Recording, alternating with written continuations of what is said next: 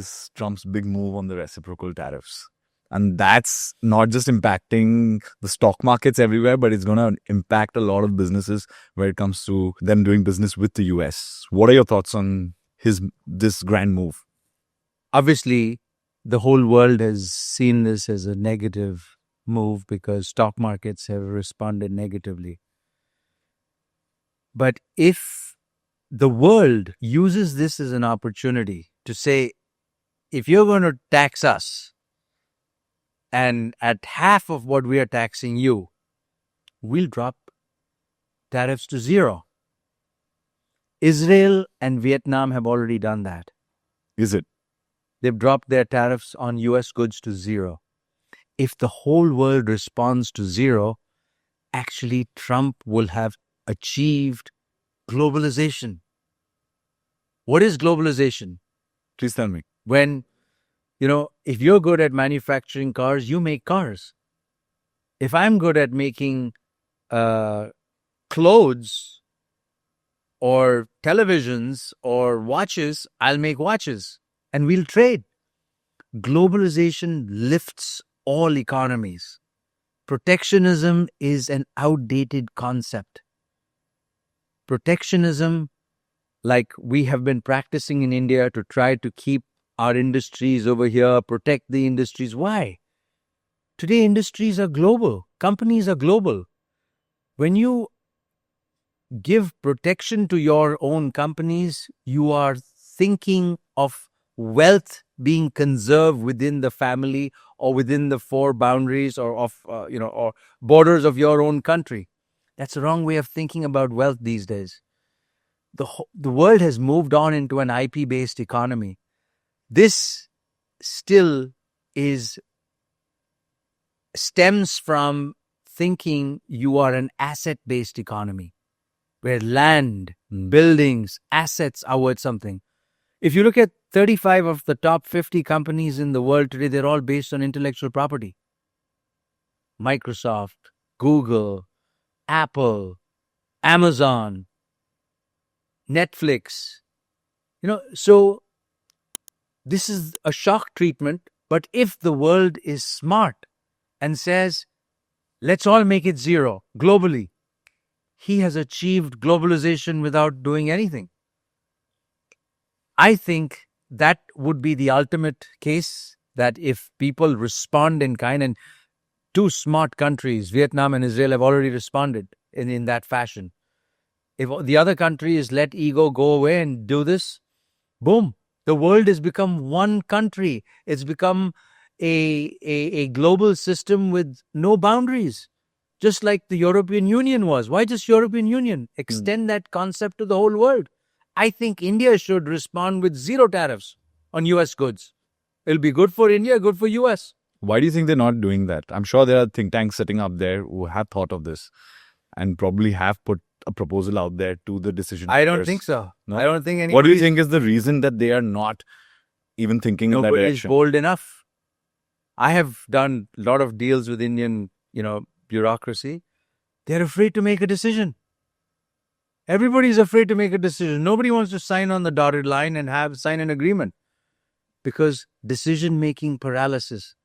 And I'll take a step back and say our Indian education system doesn't teach kids to make a decision. You ask somebody, aap kya khaoge? Kuch bhi. What's the meaning of kuch bhi? Say what? A, B, or C. You have not made a decision because you've been taught not to make a decision, because you become a good kid when you don't make a decision. And you just follow. Our education system is creating an army of followers, not of leaders who think and say, this is what I want. You ask any kid in the US and say, I want this, this, this. You're taught to make a decision from very early on. Sometimes you make the wrong decision, but then as parents, we have to convince kids, I think your decision is wrong for A, B, C, D, E, F, G. The kid says no. I said, no, please reconsider. Oh, you step in, but you encourage them, you treat them like adults. Interesting. Here, people get married to people that they don't know because their parents said so. Their parents have to find somebody for them who's of the same caste, same religion, same this thing. Why? That mindset has to go. Make decisions. Teach your kids to make decisions and good decisions. But don't you think that these big decisions are actually on the higher level of hierarchy where it comes to politics and where it comes to the decision makers up there? It's not the bureaucrats down there. Nobody's making a decision. That's my question. Like a Trump at a presidential level has made a decision. Yeah. Great. So a decision to make it zero tax in Vietnam and Israel has come from the top leadership. No. No. They passed it in the Senate right away and everybody agreed. Boom. Israel made it in lightning speed. We should do the same. Lightning speed. Make a decision, say zero. We'll make it zero. Trump will be forced to. Our industries will become more competitive. We will become better. It will open a flood of capital flowing into India to create jobs in the country. Interesting. In fact, recently, our minister Piyush Goyal also made a speech where he said some very hard-hitting points, where he said that we're looking at startups the wrong way. Startups, what China is doing is making progress in semiconductors, in AI, in everything, and we are not looking at it in that direction. What are your thoughts on that? I think, first of all, he's identified a problem, which is correct. But he hasn't thought of a solution. But I have. Okay, tell me. And the solution is our education system.